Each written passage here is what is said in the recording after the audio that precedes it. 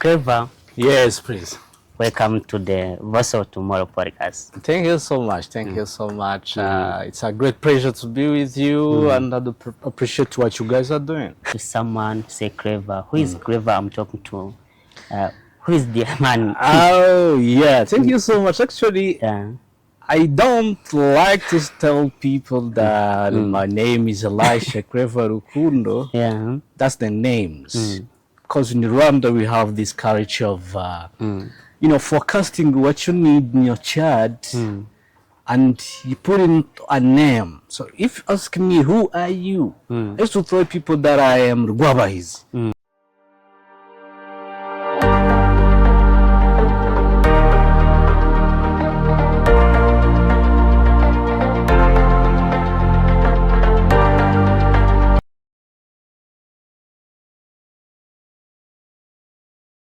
It's been 1 week without doing, but you know what's going on here in Kigali.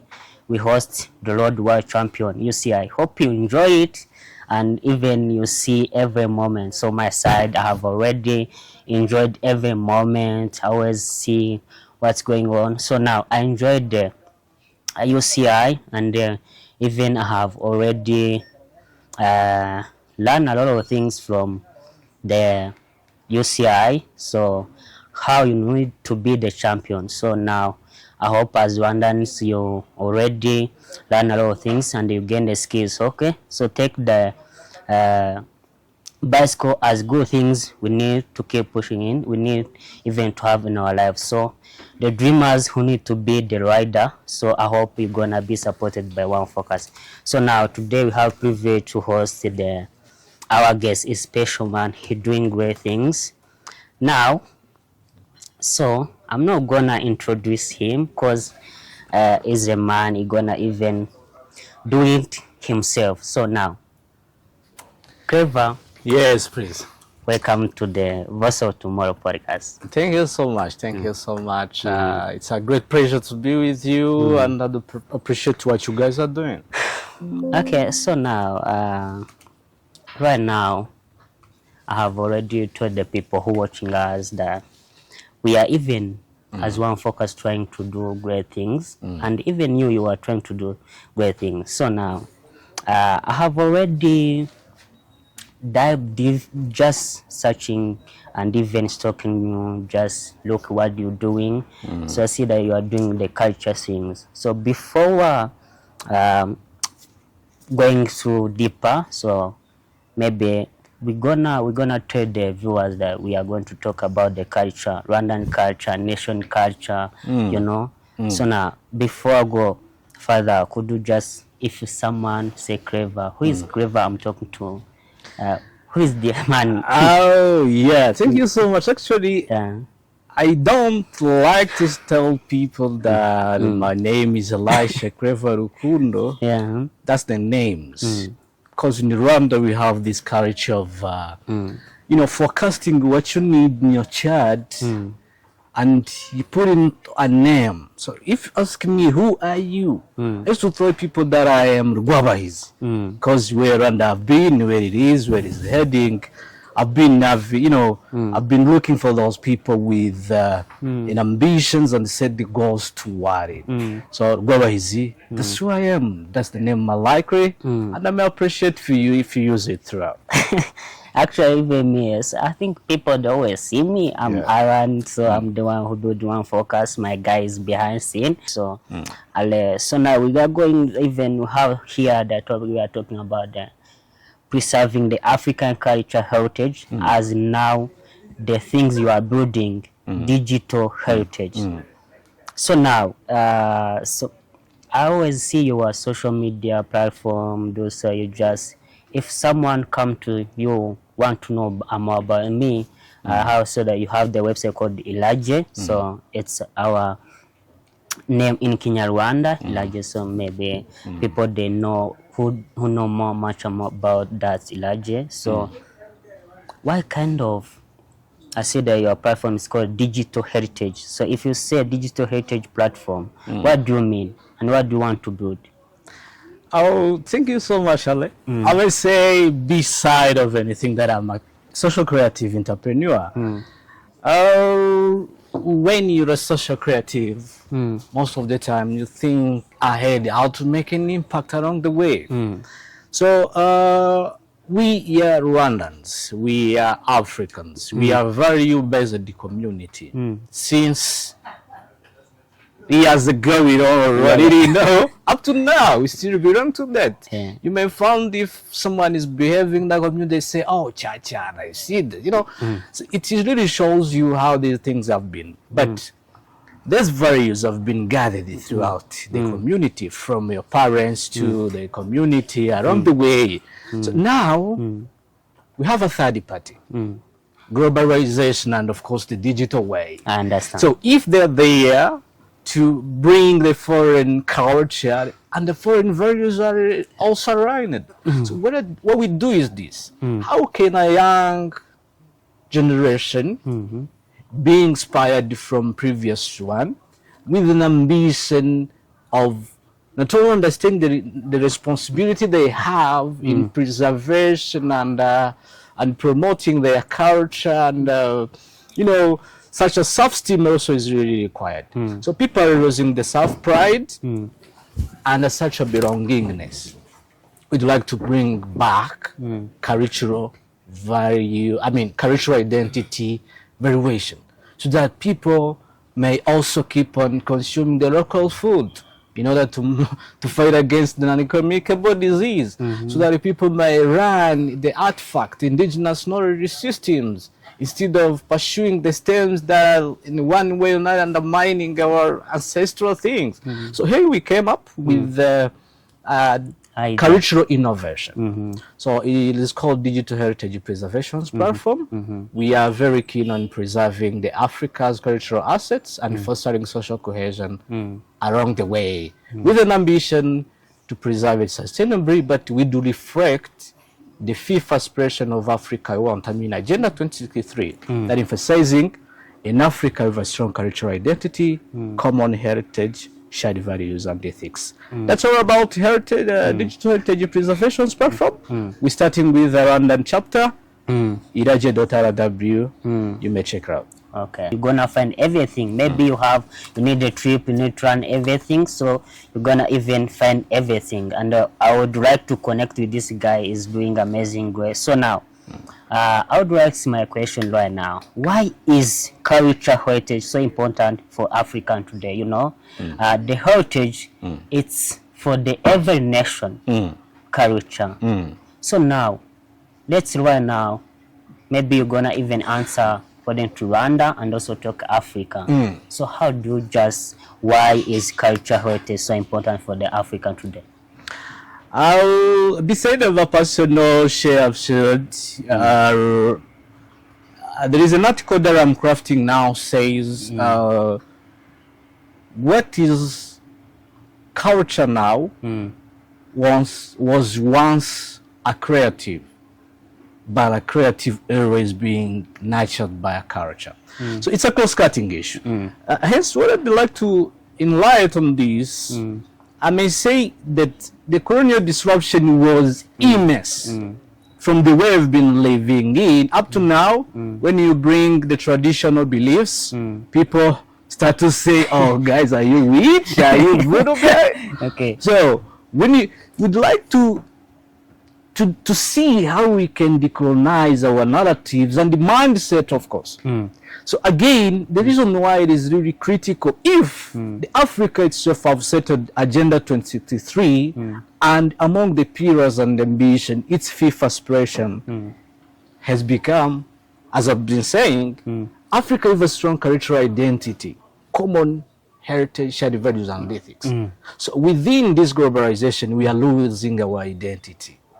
So it's a time to claiming our identity, self-esteem, and of course, such a belongingness beyond of diversity, equity, and inclusion that people likely to talk and leaving behind the belonging. That's almost is neglectingly or, So that's how I may respond to your question. Okay, so now, right now, if you just even heritage, if you just even looking to Uganda, looking to Burundi, looking to Tanzania, so our culture is not different at all. Yeah. we have some do the same things we are doing. We are even have. So now, right now, as we just and then digital heritage platform. So we are just even digitalize the culture asset and connect communities. So then I will ask myself how they're gonna even even answer that question. How does digital heritage platform culture assets and connect communities? Yeah, thank you so much. Yeah, actually, from the DHP itself, it's a flagship product. But the venture is all about innovation for generative African generational excellence. We'd like to bring back in life our heritage. We don't want to see the archives and things in museums saying we have preserved. No. Whereas you find people don't have even self-esteem, such, we'd like to make it. So hence we have onboarded the GRAM industry, the galleries, libraries, and archive and museums, and also interacted with the emerging technologies. You can find the virtual realities along the way, how you can, experiencing these museums as you're sitting where you work. Yeah. So we have a georeferencing on the heritage site and the different things. We have a storytelling and tutorials on how. Because we are very keen on preserving the indigenous knowledge system. So also we found the technology as a bridge, regardless the Web3 things, blockchain for provenance, AI for preservation, and the extended reality I've been talking about. We may also keep in mind that there are some challenges. Those digitizing those artifacts, it costs a lot. Still lacking some of the infrastructures, that Africa is still trying to see how we can secure our digital, independent digital infrastructure as a servers, even the internet users coming abroad, you see. So, again, there is a resistance because those people who have been colonized before and they have become a good followers, there is no way to say, oh, you are any man, you believe in God rather than those beliefs Catholics have brought what. So again, technology is not repressing the heritage at all, but we have to extend its life and reach the global thing. Yeah. So as a Rwanda, we have passed we have passed to the hardship. So that hardship could be our culture, it could be our everything that could even help us to look back, and if we look back, we're gonna learn a lot of things. We're gonna give the motivation, encouragement to continue doing without losing our culture. So I really appreciate what you kind of doing. So you are building something. So because let me just even predict the people who gonna birth at 30 years coming, we had to do know everything. So because you create that things, they're gonna even come to your platform. They're gonna learn a lot of things. I think you will be achieving a lot of things. Then you're gonna put on your website. So people they're gonna learn from this. That's the best of which we put community ahead, and we for DHP community always we think what can we do to impact the community. So now, what is the role of technologies playing in protecting cultures and history right now? Technology itself, it means nothing. When you approach the tech nets, always they told you that the tech enabling each sector, in which is, that's how we have a fintech, health tech is doing their best, agri-tech they are trying. Now, cultural innovation will coming. So we are here not only to embrace technology for digital visibility, but also critical preserving it from, digitization of the heritage site and the artifact from a digital twin. All of these emerging technologies are here not only to preserve, promote, but also engage in community. Because if young generation are treating culture as out fashion things, technology is here to make it sexy, as is just likely to say. Okay. So now, like, because even the technology, it's one, it's the us right now. It's impacting us. It helps us. Everything what you are doing to be visible around the world, globally, so to be so people they can know what you are putting out there. So now, so I would ask even myself. So, what challenge do you face in digitizing and preserving the heritage? Oh yeah, I've been talking about the cost, the resources. For instance, when you think about the production studio for the content, normal content, you may buy a camera. For instance, a mirrorless, maybe doing both photo taking and video capturing. But when you go to the digitization, you may look for scanners like a 3D scanners where you can, take a sculpture, the monument, this site at once. For instance, I may I may let you know that one of a such kind may cost, like, let me say the minimum, the not expensive, affordable one, maybe like 20,000 USD. That's an entire production. So the tools are expensive. Again, the software that it was, you have to pay. And of course, we are still losing, not having those talents. People locally to go in content production with camera, but the human resource to operate those tools, the giants, to digitize are somehow expensive. And again, you have to keep in mind that people still confusing with the authenticity. What if we're going to preserve this and give our secret to the foreign people? So there's all of the challenges we're still missing, and of course, limited budget out of there. Okay, so actually, if it's the challenges, it's kind of things we always need to face, because that's things that even strengthens us. So then we are, even if the challenge doesn't exist, we're gonna even live, because the challenges help us to live and continue. Just for entrepreneur, there is a challenge, is an opportunity. We're here to grasp it and of course run with it.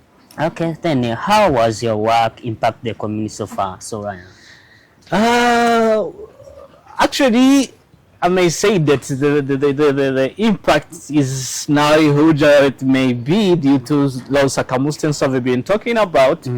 But to mention a few, I may let you know that people are embracing this. From the Rwanda community abroad, they have been looking for a way to educate themselves about the ancestral things, their, culture and the heritage. So now they say, oh, this is going to be a helpful tool for the economic empowerment. Of course, we have a marketplace. It's there to link the community, creative community, particularly the craftsmanship and the artisans, to the global market. And in economy, we like to say the higher demand, the higher supply. So this is how it's going to not only emphasizing the engagement, but also it will also attract the others. So for the social cohesion, now we are seeing the elders and the young generation taking place. For instance, on the 5th September, we've been in a living archive. We've been wondering, how can we really preserve our heritage? But who owns this in digital heritage? So both generations have been gathered together within this kind of intergenerational dialogue in the format of town hall, and it was immense how different perspective with the same ambition of sustainable heritage preservation. So I do like to frame this that the DHP comes for the community as a tool for unity, pride, because we found people are losing the self-esteem and that cultural identity variation, and of course a resilience, because we are here for cultural innovation, but also to sustain what we've achieved, what our ancestors have left to us. Yeah. Actually, I don't know. So, people, if you want to file, like, as you are building, is it happen online, or can you find it online only, or you can find it physical? So where you can? Definitely, we base on digital, but we have a physical space. Like in office at Norskin. But we envision to have a creative hub, cultural creative hub. Just envision a place you go and you found people in the pottery, people in weaving, people in the different craftsmanship, and you found also the digital literacy things. You found the immersive loom, you found the Googles to experience those, cultural experiments. This is what I'm envisioning. We're starting with the digital visibility, Iraje.rw as a platform, but we envision to have a creative social, cultural creative hub. Okay, so now, right now, we are even about to close our session, but there is some real question about your vision for the Africa and then even the digital.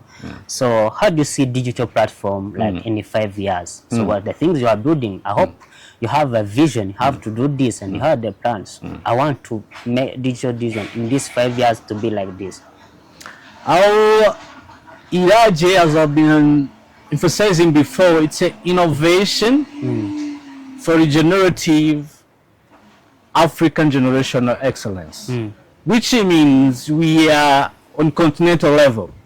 But as you know, this credibility plan starting with Rwandan chapter. So tomorrow or after tomorrow, we're going to scale up and having each country's chapter.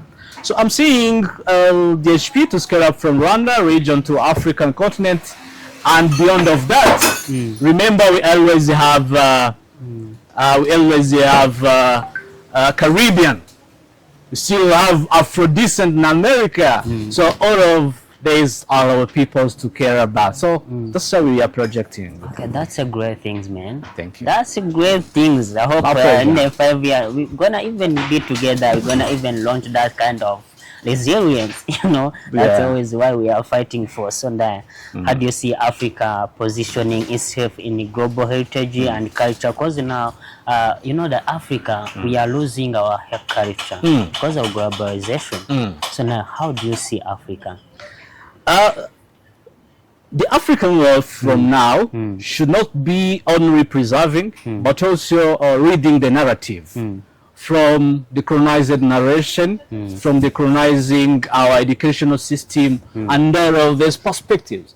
It's a time for our policymakers to set the framework in which we're walking ahead. If we envision 38 years ahead toward Agenda 2063, it means that even myself, I'm not the one who's going to implement, but I'm inspire the next generation to do it. It's a time for Africa, avoiding, there's things we are consuming in a digital world, but also avoiding the digital colonization. If we are not approaching this digitalization and globalization very well as Africa's continent, Africa should be recolonized in one way or another. Okay, so that's great. So we should even use it in a good way, so not a bad way. So we should even see, okay, is this good for me or not? As a younger, we are even grow up. Yeah, it's all about the framework settled there. The digital literacy that our governments or social ventures are bringing on table, so that people may know how to polish every information comes through the digital world. Because we don't have to consume any information comes through. We have to see, to analyze what to sort out, what to consume. Yeah, we don't have to sorrow at all. Okay, so now, so what opportunity exists for the youth to engage in this cultural preservation? From Heritage Hub, we'd like people around the content creation, around the marketplace, we'd like people around, not only preserving, but through various initiatives. For instance, the Iraje clubs in schools may bring the hackathons.